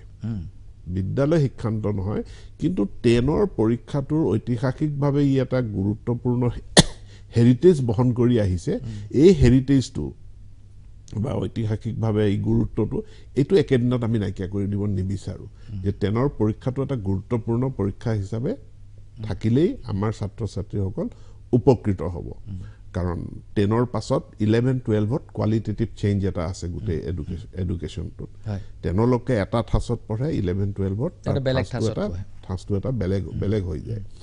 গতিকে গুৰুত্বটো থাকিব 9 10 11 12 আটাইকিটা পৰীক্ষাই বোৰ্ডে পাতিব ষ্ট্ৰীম বিলাক আপোনালোকে 9 তে ঠিক কৰি দিব নেকি সায়েন্স কমাৰ্চ আৰ্টস নে 11 12 ত 11 ত হ'ব হেতু হেতু 11 12 ত হেতু আগৰ নিচিনাই থাকিব হেতু 11 12 ত হ'ব কাৰণ 11 12 ত ছাত্ৰ বা ছাত্ৰী গৰাকীয়ে তেও কোনটো লাইনত যদিও এনেকুৱা হাৰ্ড সেপাৰেশন আৰ্ট সায়েন্স বুলি নাথাকে হাৰ্ড সায়েন্স বুলি নাথাকিলেও 11 তে তেও অন্তত এটা লাইন যে মই মেডিকেল লাইনত যাম মই ইঞ্জিনিয়াৰিং লাইনত যাম মই কমাৰ্চ লাইনত যাম বা মই এটা জেনাৰেল লাইনত যাম বা মই তাৰ এটা কম্বিনেশনত যাম মই এন্টাৰপ্ৰেনিয়ৰ হম মই শিক্ষক হম মই এতিয়া ডাবল ডিগ্ৰী যেতিয়া আহি গল ডাবল ডিগ্ৰী কনসেপ্টটো আহি গল গতিকে মই ডাবল ডিগ্ৰী ফালে মই এফালে দি অসমীয়াত এমএ কৰিম আৰু লগে লগে মই মানে কমাৰ্চৰ সাবজেক্ট এটাটো মই হেৰি কৰিম গতিকে হেবিলাক কনসেপ্টটো যেহেতু আহিছে তেওঁলোকে হেমতে নিজৰ সাবজেক্ট কিটা সিলেক্ট কৰি ল'ব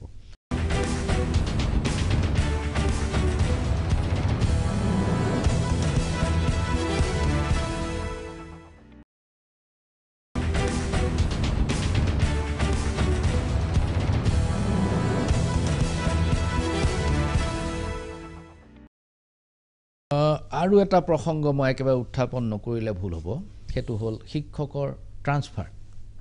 আপোনাৰ ওচৰলৈ অজস্ৰ থাকে দাবী দবা আহে অমুকৰ ট্ৰান্সফাৰ এইবিলাকৰ পৰা হাত খাই থাকিবৰ কাৰণে আপুনি হেহতিয়া আমাৰ যেটো 2021 চনৰ 25 মেৰ সাক্ষাৎকাৰ আছিল তাত আপুনি কি কৈছিল এবাৰ মই মনত পেলাই দিব খুজিছো আমাৰ সেই হাজাৰ হাজাৰ মেছেজৰ ভিতৰত এজন লৰাই মেছেজ দিছে যে আমি বৰাক উপত্যকাত থকা অসমীয়া মাধ্যমৰ টেট শিক্ষকসকলে বৰ কষ্টত আছো কাৰণ আমি অসমীয়া বঙালী ভাষা নাজানো আৰু আমি অসমীয়া মাধ্যমত পঢ়ি অহা স্যাৰ মই লখিমপুৰৰ পেগুলৰা মোক উদ্ধাৰ কৰক এতিয়া এই কথাটো কেনেকৈ কৰিব আপুনি মিউচুৱেল কেনেকৈ কৰিব সেইখিনিত নহয় তেখেতসকলৰ ধাৰণা আছিল এটা সময়ত যে চাকৰিটো য'ত যিখন ডিস্ট্ৰিক্ট মেনশ্যন কৰিলে চাকৰিটো দিবলৈ সহজ পাবলৈ সহজ তাত চাকৰিটো লৈ লয় হয় তাৰপাছত MLA দাদা আছে MLA ছাৰ আছে মন্ত্ৰী আছে বিষয়া আছে আমি তেওঁলোকক খাতিৰ বাতি কৰি কৈ মেলি আমি গুচি আহিম আমাৰ নিজৰ জিলালৈ এইটোৱে আছিলে ধাৰণা কিন্তু এটা হৈ উঠা এতিয়াতো সেইটো হৈ উঠা নাই আৰু সেইটো হৈ নুঠে সেইটোৱে হৈছে সমস্যা কিন্তু আমি গোটেই শিক্ষকৰ ৰেচনেলাইজেশ্যনৰ ট্ৰান্সফাৰ পোষ্টিং ইয়াৰ এটা ৰেচনেলাইজেশ্যনৰ ড্ৰাইভ এটা আমি আৰম্ভ কৰিম আমি যিখন ট্ৰান্সফাৰৰ বদলীকৰণৰ কাৰণে যিখন আইন প্ৰস্তুত কৰিলোঁ এইকেইদিন আমি এইটো বিচাৰ কৰি আছিলোঁ যে ইয়াৰ কাৰণে এখন সুকীয়া বিধি আমি প্ৰস্তুত কৰি ল'ব লাগিব নেকি মানে ৰুলছ বনাই ল'ব লাগিব নেকি কিন্তু আজি আমি সিদ্ধান্ত গ্ৰহণ কৰিছোঁ যে বিধি লৈ আমি নাযাওঁ আমি এখন অফিচ মেমৰেণ্ডাম প্ৰস্তুত কৰি যাতে অহা 2টা মাহৰ ভিতৰতে আমি এটা ৱেব পৰ্টেল মুকলি কৰি দিব পাৰোঁ অনলাইন আবেদন কৰিবৰ কাৰণে তাৰ কাৰণে আজি আমি সিদ্ধান্ত গ্ৰহণ কৰিছোঁ আজি ৰাতিৰ পৰাই কাম আৰম্ভ এই পৰ্টেলটো আৰম্ভ হ'ল নেকি এই পৰ্টেলটো আৰম্ভ হ'ল আৰু এই পৰ্টেলত বহু সংখ্যক লোকে আবেদন কৰিলে আৰু আজিৰ তাৰিখত প্ৰায় 5000 মিউচুৱেল ট্ৰান্সফাৰ আমাৰ ৰেডি হৈছে আৰু খুব সোনকালে সেইখিনি আমি কাৰ্যকৰী কৰিম আইনখনত এটা কথা আছে যে সকলো সময়ত ট্ৰান্সফাৰটো নহ'ব ট্ৰান্সফাৰৰ অৰ্ডাৰটো যদি আমি মে মাহতো উলিয়াওঁ জুনতো ওলাওঁ কিন্তু টিচাৰ মুভমেণ্টটো ডিউৰিং গৰম বন্ধহে হ'ব গৰম বন্ধৰ সময়খিনিতে হ'ব আৰু যেহেতু পৰ্টেলটো আমি মানে আপুনি জানুৱাৰীত ওলালেও গৰম বন্ধৰ সময়তে মুভ কৰিব পাৰিব স্কুল চলি থকা সময়ত নোৱাৰিব সেইটো আইনখনত লিখা আছে এতেকে আমি মিউচুৱেলখিনি প্ৰথম ৰেডি কৰি লৈছোঁ তাৰ লগে লগে এই পৰ্টেলত শিক্ষকৰ ৰেজিষ্ট্ৰেশ্যন কামটো প্ৰায় সম্পূৰ্ণ হৈ গৈছে ইয়াৰ পাছত আমি ৰেচনেলাইজেশ্যন যেতিয়া কৰিম ৰেচনেলাইজেশ্যন কৰাৰ কাৰণে সেই প্ৰক্ৰিয়াটো আৰম্ভ হৈ যাব ৰেচনেলাইজেশ্যনৰ প্ৰক্ৰিয়াটো আমি আৰম্ভ নকৰাৰ কাৰণটো হ'ল যে আমাৰ ৰিক্ৰুইটমেণ্ট চলি আছে এই ৰিক্ৰুইটমেণ্টখিনি আমি কমপ্লিট কৰি ল'ব বিচাৰিছোঁ এতিয়া ৰিক্ৰুইটমেণ্টটো আমাৰ হৈ গ'ল যেতিয়া আমি ৰেচনেলাইজেশ্যনৰ প্ৰক্ৰিয়াটো আমি আৰম্ভ কৰিম আৰু ৰাষ্ট্ৰীয় শিক্ষা নীতিৰো নিৰ্দেশনা আছে যে টিচাৰ ট্ৰান্সফাৰটো সম্পূৰ্ণৰূপে ট্ৰান্সপাৰেণ্ট হ'ব লাগে পৰ্টেল বেছড হ'ব লাগে গতিকে এইটো এটা ট্ৰান্সপাৰেণ্ট পৰ্টেল বেছড আমি কৈছোঁ আজিৰ তাৰিখত আমাৰ শিক্ষা বিভাগত ট্ৰান্সফাৰ সংক্ৰান্তীয় এটাও ফাইল নাই আৰু আহি থকা দিনবিলাকতো নাথাকিব যি বদলীকৰণ আছে সেইটো পৰ্টেলতে হ'ব আমি এইটো ভাবিছোঁ যে কোনোবা এজন মানুহ যদি আমি পাৰোঁ তেখেতক ঘৰৰ কাষতে পষ্টিংটো দিবলৈ আমি দিব বিচাৰিছোঁ আমি কৰি দিব বিচাৰিছোঁ আমাৰ কোনো এনেকুৱা হেৰি হোৱা নাই যে আমি জবৰদস্তি কাৰোবাক কাছাৰত দিম কাৰোবাক হেৰিত দিম কিন্তু ইছ্যুজবিলাক বুজিব লাগিব যেতিয়া মই সেই সময়ত মই যিটো কথা কৈছিলোঁ সেইদিনাখন গোটেই কথাটো এক্সপ্লেইন কৰা নহ'ল এই যে বৰাক ভেলীত থকা অসমীয়া মাধ্যমৰ ছাত্ৰ ছাত্ৰী এটা সময়ত গভৰ্ণমেণ্টে সিদ্ধান্ত ল'লে আমাৰ সকলোৰে কনচেনচাছ যে বেংগলী মিডিয়াম স্কুলত পঢ়িলেও তাতে অসমীয়া শিকাৰ ইলেক্টিভ ছাবজেক্ট বা অসমীয়া বা অপশ্যনেল ছাবজেক্ট অসমীয়া তেওঁলোকে পঢ়িব লাগে এতিয়া অসমীয়াটো কোনে পঢ়াব এতিয়া অসমীয়াটো পঢ়িবৰ কাৰণে তেওঁক এছামিজ লেংগুৱেজ টিচাৰ এজন লাগে মণিপুৰী ছাত্ৰ এজন অসমীয়া মিডিয়ামৰ স্কুলত পঢ়ি আছে এতিয়া তেওঁ মণিপুৰী শিকিব লাগে মণিপুৰী অপশ্যনেল ছাবজেক্ট গতিকে তেওঁৰ কাৰণে এজন মণিপুৰী লেংগুৱেজ টিচাৰ লাগিব এতিয়া আছামিজ লেংগুৱেজ টিচাৰ একমাত্ৰ বেংগলী মিডিয়াম স্কুলতহে আছে অসমীয়া মিডিয়াম স্কুলত আছামিজ লেংগুৱেজ টিচাৰ নাই আৰু এই যিসকল বৰাক উপত্যকাত বেংগলী মিডিয়ামৰ স্কুলত যিখিনি ALT বা আছামিজ লেংগুৱেজ টিচাৰ আছে তেওঁলোকক মই কোনো অসমীয়া মিডিয়ামৰ স্কুললৈ ট্ৰান্সফাৰ কৰি আনিব নোৱাৰোঁ কাৰণ সেই ধৰণৰ পোষ্টে নাই ইয়াত প্ৰয়োজনো নাই গতিকে তেওঁলোকে তাতে আছে নহ'লে তেওঁলোকৰ পোষ্টটো তেওঁলোকে কয় তাতে কোনেও নপঢ়ে কোনো ছাত্ৰ ছাত্ৰীসকলৰ আগ্ৰহ নাই যদি কোনেও নপঢ়ে তেতিয়াহ'লে গভৰ্ণমেণ্টে বেলেগ কথা চিন্তা কৰিব লাগিব কিন্তু সেই পোষ্টটো মই ট্ৰান্সফাৰ কৰি মানে তেখেতক মই ট্ৰান্সফাৰ কৰিব নোৱাৰোঁ এখন অসমীয়া মিডিয়ামৰ স্কুললৈ মণিপুৰী লেংগুৱেজ টিচাৰজনক মই নন মণিপুৰী স্কুল হেৰিখনলৈ মই আনিব নোৱাৰোঁ এই ধৰণৰ কিছু সমস্যা আছে আৰু যিসকলে চাকৰি এপ্লাই কৰে তেওঁলোকে যেতিয়া ডিষ্ট্ৰিক্ট চিলেকশ্যন দিয়ে য'ত তেওঁলোকে চাকৰি কৰিব নোৱাৰে সেইবিলাক ডিষ্ট্ৰিক্ট তেওঁলোকে চিলেক্ট কৰিবই নালাগে য'ত কৰিব পাৰে হয় ডক্টৰ পেগু ডাঙৰীয়া মোৰ অন্তিম প্ৰশ্ন সকলো ধৰণৰ শিক্ষকৰ কথা পাতিলোঁ কলেজ শিক্ষকৰ কথা এটাও প্ৰশ্ন কৰা নহ'ল হয় কলেজ শিক্ষকসকলৰ বহুতৰ চিলেকশ্যন হৈ গৈছে বাছনি প্ৰক্ৰিয়া ইতিমধ্যে সমাপ্ত হৈছে কিন্তু তেওঁলোকৰ পোষ্টিংবিলাক হোৱা নাই, তেওঁলোকক নিযুক্তি দিয়া হোৱা নাই। ঘটনাটো কি হৈছে একচুৱেলি? হাইকোৰ্টত এটা কেছ চলিছে। আকৌ সেই হাইকোৰ্টত কেছ চলিছে। আমাৰ প্ৰায় 900 পোষ্টৰ বিপৰীতে প্ৰায় 750 গৰাকী শিক্ষকৰ বাছনি আমাৰ হৈ গৈছে। আমি বাছনি প্ৰক্ৰিয়াটো সম্পূৰ্ণ ট্ৰেন্সপাৰেণ্ট কৰিছোঁ। 100 নম্বৰৰ ভিতৰত ইণ্টাৰভিউত মাত্ৰ 3 নম্বৰ ৰখা হৈছে, যে ইণ্টাৰভিউ বৰ্ডখনত। বাকীখিনি গোটেই ডকুমেণ্ট বেছ, তেওঁলোকৰ একাডেমিক্সৰ ওপৰত বেছ কৰি পেলাই তেওঁলোকে নম্বৰ পাব। গতিকে এইটো এটা ট্ৰেন্সপাৰেণ্ট প্ৰক্ৰিয়াত আমি কৰিছোঁ। UGCৰ যি গাইডলাইন আছে আমি গাইডলাইন ফ'ল' কৰিছোঁ। তাত আমি UGCৰ গাইডলাইনটো বেচিকেলি ইলিজিবিলিটি ক্ৰাইটেৰিয়াখিনি তেওঁলোকে ফিক্স কৰি দিছে। ইলিজিবিলিটি ক্ৰাইটেৰিয়াত আমাৰ কোনো আপোচ হোৱা নাই। আমি ইলিজিবিলিটি ক্ৰাইটেৰিয়াখিনি আমি এজ ইট ইজ ৰাখিছোঁ। এতিয়া বাছনি প্ৰক্ৰিয়াটোত আমি তেওঁলোকৰ পৰীক্ষা পাতিও বাছনি কৰিব পাৰোঁ বা ইণ্টাৰভিউ লৈও আমি বাছনি কৰিব পাৰোঁ, কিন্তু আমি পৰীক্ষা পাতা বা ইণ্টাৰভিউটোত আমি বেছি গুৰুত্ব নিদি পেলাই তেওঁলোকৰ একাডেমিক্সৰ ওপৰত বেছ কৰি পেলাই আমি তেওঁলোকক বাছনি কৰিছোঁ। মই ভাবোঁ যে মহামান্য আদালতৰ পৰা এটা ভাল নিৰ্দেশ খুব সোনকালে ওলালেই আমাৰ লগে লগে আমি যিখিনি নিৰ্বাচিত হৈ আছে, বাছনিত উঠি আছে, তেওঁলোকৰ নিযুক্তি পত্ৰ আমি প্ৰদান কৰিম। পেগু ডাঙৰীয়া, একেবাৰে অন্তিম প্ৰশ্ন, ইয়াৰ পিছত আৰু প্ৰশ্ন নাই। সেইটো হ'ল যে আপোনালোকে এটা নিয়ম কৰিছে যে টেটৰ যিবিলাক নিযুক্তি হৈছে তেওঁলোকে এবছৰলৈ আৰু আন কোনো চাকৰিত এপ্লাই কৰিব নোৱাৰিব। এতিয়া কিছুমানে ধৰি লওক প্ৰিলিম দিলে ACSৰ, তাৰপিছত তেওঁ পাই গ'ল, এতিয়া মেইনছৰ কাৰণে প্ৰিপেয়াৰ কৰিব লাগে, মেইনছো পালে, এই নটিচটো প্ৰত্যাহাৰ কৰা হৈছে। আচ্ছা, এখন প্ৰত্যাহাৰ কৰা হৈছে কাৰণ এইটো মানুহৰ ফাণ্ডামেণ্টেল অধিকাৰৰ কথা, ফাণ্ডামেণ্টেল ৰাইটৰ কথা। গতিকে এইখন যি OM ওলাইছিলে এখন প্ৰত্যাহাৰ কৰা হৈছে। ধন্যবাদ শিক্ষামন্ত্ৰী ডাঙৰীয়া, আপুনি বহুত সময় দিলে প্ৰাগ নিউজক, আৰু ভৱিষ্যতৰ দিনবিলাকক আপুনি ষ্টুডিঅ'ৰ মজিয়াত আপোনাক পুনৰ আশা কৰিলোঁ। প্ৰিয় দৰ্শক, শিক্ষামন্ত্ৰী ডক্টৰ ৰণোজ পেগুৰ যেতিয়াই সাক্ষাৎকাৰৰ প্ৰসংগ আমি প্ৰচাৰ কৰিছিলোঁ তেতিয়াই অসমৰ বিভিন্ন প্ৰান্তৰ পৰা আমালৈ আহিছিল হাজাৰ হাজাৰ প্ৰশ্ন, কিন্তু সময়ৰ অভাৱত আজি আমি সেই প্ৰশ্নবোৰ এটা এটাকৈ উত্থাপন কৰিব নোৱাৰিলোঁ। কিন্তু জনাবলৈ পাই সুখী হৈছোঁ যে কাইলৈ মঙলবাৰে ডক্টৰ ৰণোজ পেগুক আমি পুনৰ লাইভ অনুষ্ঠানত পাম, আৰু তাত শিক্ষক ছাত্ৰ সকলোৰে আমালৈ পঠোৱা প্ৰশ্নবোৰ এটা এটাকৈ আমি তেওঁৰ সন্মুখত উপস্থাপন কৰিম। কাইলৈ মঙলবাৰে পুনৰ মেজমেল চাবলৈ নাপাহৰিব। নমস্কাৰ।